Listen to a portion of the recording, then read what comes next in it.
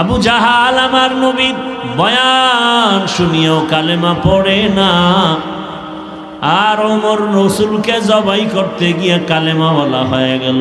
এমন দামি 5 মিনিটের মাথায় তরবারি নিয়া বাইতুল্লাহর পার্শ্বে হাতিমে কাবায় দাঁড়াইয়া চিৎকার দিয়া বলে, মক্কার কাফের মুশরিকের দলায় ইসলাম ও মুহাম্মদের বিরুদ্ধে যদি কোনো কিছু বলার সাহস থাকে, মুহাম্মদের প্রয়োজন হবে না, আমি ওমরের সামনে দাঁড়ায় যাব।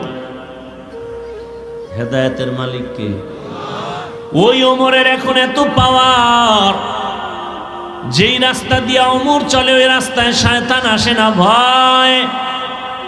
কারণটা কি? যেই ব্যক্তি তাকওয়া নিয়ে আমার আল্লাহকে ভয় করবে, দুনিয়ার সব মখলুক তাকে ভয় করবে।